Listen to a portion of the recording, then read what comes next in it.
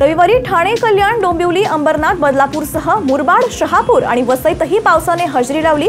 गेल्या 2 दिवसांपासून सुरू असलेला अवकाळी पाऊस आज मुंबईतही हजेरी लावण्याची शक्यता आहे। मुंबईसह दक्षिण कोकण आणि उत्तर मध्य महाराष्ट्रातही पावसाचा अंदाज व्यक्त करण्यात आलाय। आज संध्याकाळी मुंबईमध्ये तुरळक ठिकाणी ढगाच्या गडगडाटासह पाऊस होण्याची शक्यता आहे।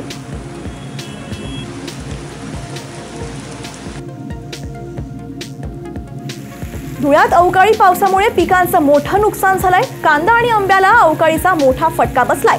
वादळी वाऱ्यासह पडणारा पाऊस पडत असतानाच विजाही कडकडत होत्या। त्यामुळे धुळे शहरामध्ये रात्री बराच काळ वीज पुरवठा खंडित करण्यात आला होता।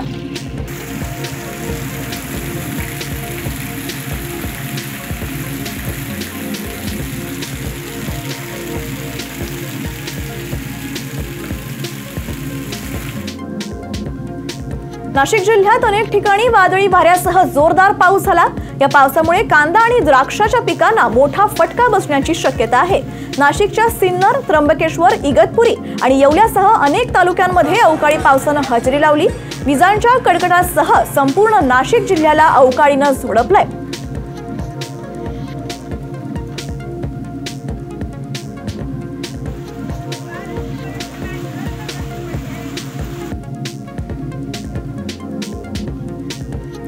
नाशिकच्या दिंडोरीमध्ये वीज कोसळून 3घांचा मृत्यू झालाय। दिंडोरीच्या मनोरीमध्ये ही घटना घडली आहे। पावसाला सुरुवात झाल्यानं खेळणाऱ्या मुलांनी झाडाचा आडोसा घेतला। त्यावेळी झाडावर वीज पडली आणि या 3घांचा मृत्यू झालाय। तर ओझर तालुक्यातही एका महिलेचा वीज कोसळून मृत्यू झालाय।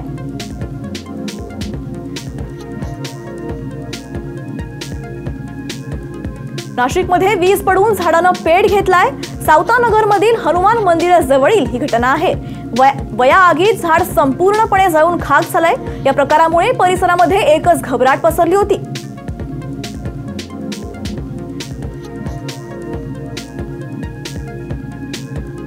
जुन्नरमध्ये रविवारी वीज पडून नारळाचं झाड जळून खाक झालंय। सुदैवानं यात कोणतीही जीवितहानी झाली नाहीये। मात्र यानंतर हा व्हिडिओ सध्या व्हायरल होतोय। गेल्या काही दिवसांपासून राज्यात सोसाट्याच्या वाऱ्यासह पाऊस पडतोय। तसंच येत्या काही दिवसात वातावरण आणखी ढगाळ राहण्याची शक्यता वर्तवली जाते।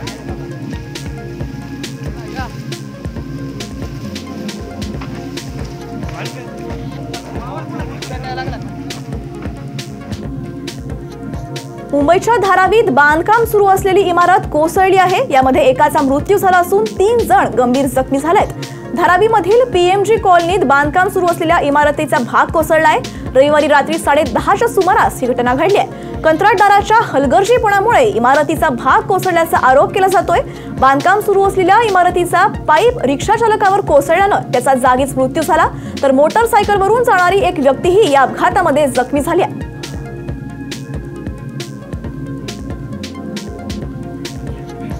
नगरच्या सत्ता कॉलनीमध्ये बांधकाम सुरू असताना भिंत कोसळली आहे। यामध्ये 3 मजुरांचा मृत्यू झालाय।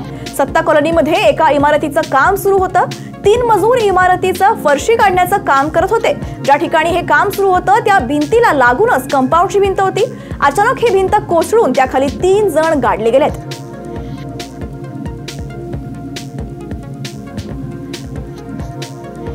गेल्या आठवड्याच्या तुलनेत भाज्यांच्या दरामध्ये 15 ते 20% वाढ झाली आहे। राज्यातल्या ज्या भागातून मुंबईला भाज्यांचा पुरवठा होतो तिथे पाण्याची कमतरता असल्याने भाज्यांचा पुरवठाही अटला आहे।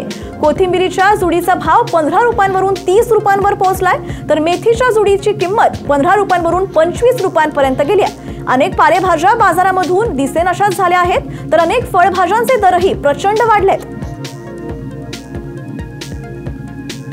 गडचिरोलीच्या 4 मतदान केंद्रांवर आज फेर मतदान होणार आहे। गडचिरोलीमध्ये लोकसभा निवडणुकीसाठी मतदानासाठी पहिला टप्पा पार पडला। त्यावेळी नक्षलवाद्यांनी C60 कमांडो यांच्यावर हल्ला केला होता। त्यामुळे मतदान करताना अडथळा आल्यानं आज फेर मतदान घेण्यात येणार आहे।